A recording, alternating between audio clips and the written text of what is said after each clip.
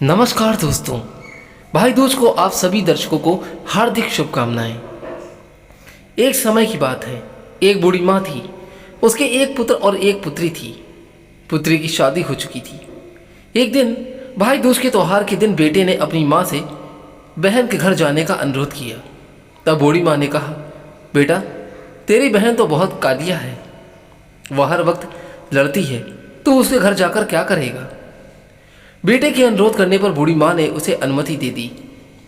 भाई अपनी बहन से मिलने के लिए घर से निकलता है तो रास्ते में उसे एक नदी मिलती है। नदी बोलती है कि मैं तेरा काल हूँ, तुझे डुबा दूंगी। तब भाई कहता है, मैं कई साल के बाद अपनी बहन से मिलने जा रहा हूँ, उससे मिलकर आने दो, फिर वापस आते वक्त तुम मुझे डुबो देना। तो नदी मान जाती है और उसे रास्ता दे देती है। थोड़ा आगे बढ़ता है तो रास्ते में उसे एक सर्प मिलता है। सर्प बोलता है कि मैं तुम्हें डसूंगा। तब भाई कहता है कि पहले मुझे अपनी बहन से मिलकर टीका लगवा लेने दो, फिर तुम मुझे ज़रूर डस लेना। सर्प भी उसे रास्ता दे देता है। अब वह आगे बढ़ता है और आगे जंगल में उसे एक शेर मिलता है। शेर कहता है कि मैं तुझे खा जाऊंगा। तो भाई उसे भी वही बोलता है कि पहले मैं अपनी बहन से मिलकर टीका लगवा लूँ, फिर लौटते वक्त तो मुझे ज़रूर खा लेना। शेर भी उसे रास्ता दे देता है और अब भाई अपनी बहन के घर पहुंच जाता है और आवाज़ लगाता है कि देख बहन, 7 कोस दूर से तिलक कराने तेरा भाई आया है। बहन उस समय सूत काट रही होती है। तब उसका सूत बीच में ही टूट जाता है।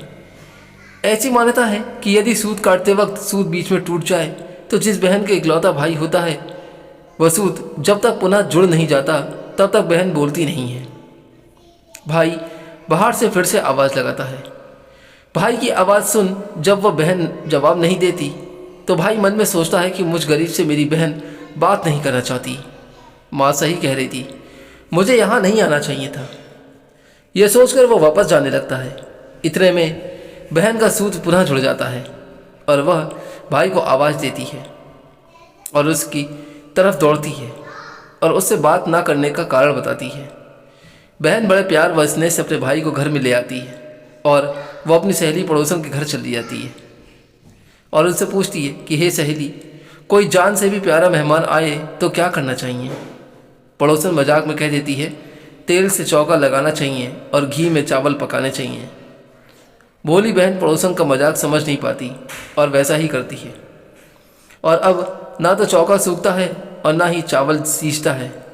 इधर भूखा भाई उससे कहता है कि बहन भूख लगी है, खाना परोस दो। तब बहन बोली कि भाई आज ना तो चावल सींच रहे हैं और ना ही चौका सूख रहा है। भाई ने पूछा, बहन कैसे तूने चौका लगाया और कैसे तूने चावल चढ़ाए।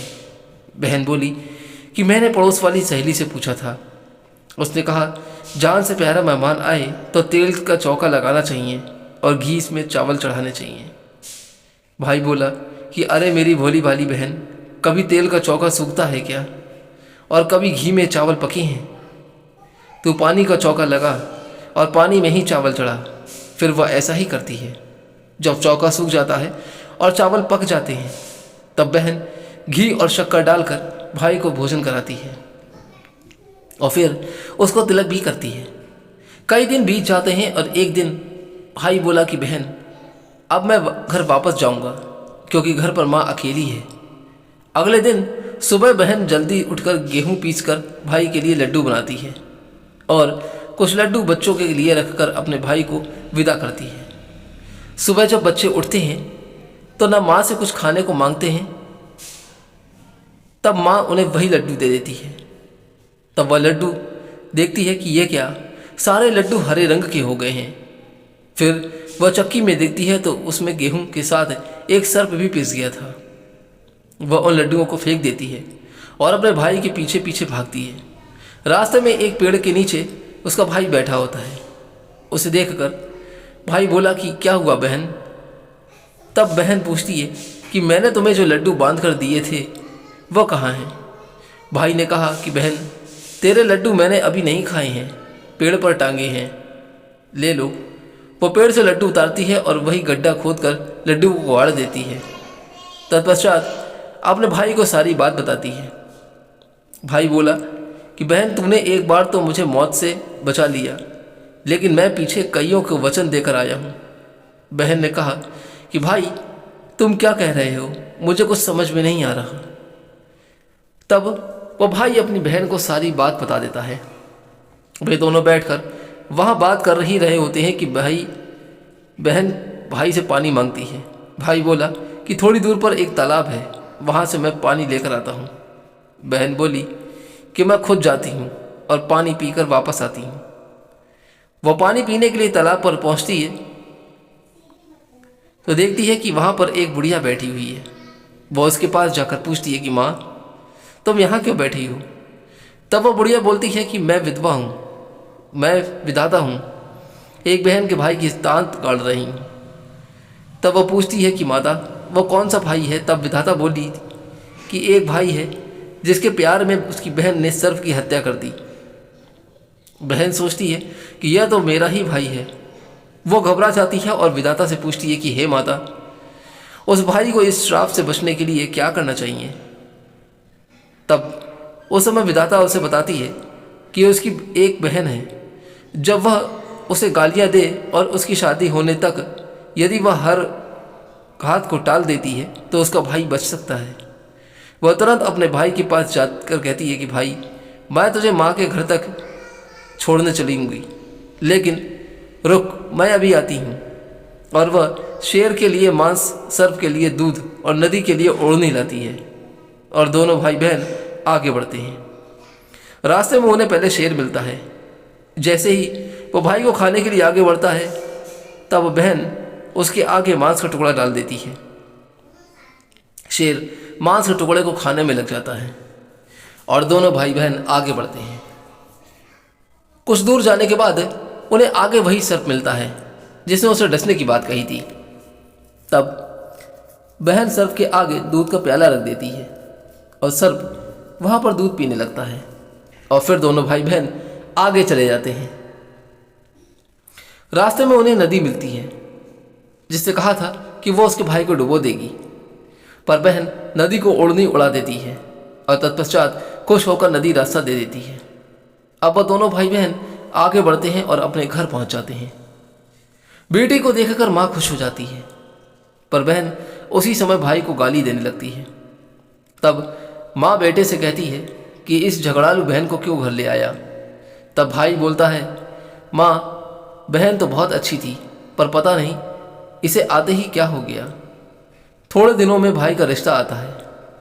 तब सब कहते हैं कि बहन पागल तो है पर भाग्यवान है। पर जब ससुराल वाले सगाई के लिए मिठाई लेकर आते हैं तो बहन कहती है कि इसकी मिठाई क्यों बांटते हो, पहले मेरी मिठाई बांटो। कई बड़े बुजुर्ग बोले कि इसे भी भाई के साथ बैठा दो। सगाई शुरू होती है और वहाँ आग लग जाती है। बहन को तो पता ही था कि उसके भाई का घात है। उसने तुरंत ही वो आग बुझा दी। अब कुछ दिनों के बाद शादी के कार्यक्रम शुरू होते हैं, परंतु बहन हर समय भाई के साथ ही रहती है। जब भाई की निकासी होने लगी तब बहन बोली कि अरे, इसकी निकासी क्यों करते हो, पहले मेरी निकासी करो और इसे पीछे के दरवाजे से लेकर जाओ। बहन के इतना बोलते ही आगे का दरवाज़ा टूटकर गिर जाता है। सब कहते हैं भले ही बहन झगड़ती है पर बार बार भाई की जान बचा रही है।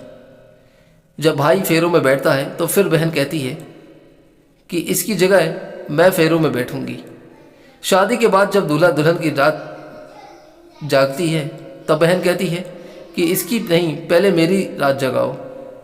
कई लोग बोले बीच में पर्दा लगाकर इसे भी साथ में सुला दो। रात में जब भाई और भाभी सो जाते हैं तब वहाँ एक सर्प आता है।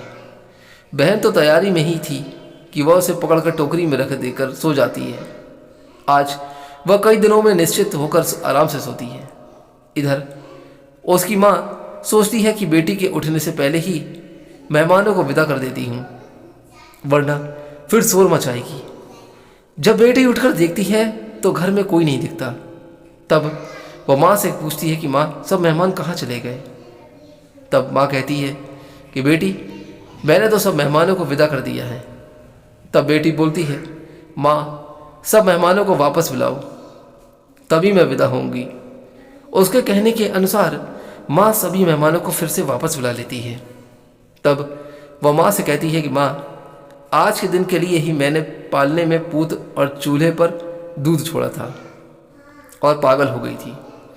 मेरे इस भाई पर 7 घातें थी, वह टालने के लिए मैं ऐसा कर रही थी। उसकी यह बात सुनकर माँ और भाई बहुत खुश हो जाते हैं और सबसे पहले अपनी बेटी को विदा करते हैं और उसके बाद सभी मेहमानों को विदा करते हैं।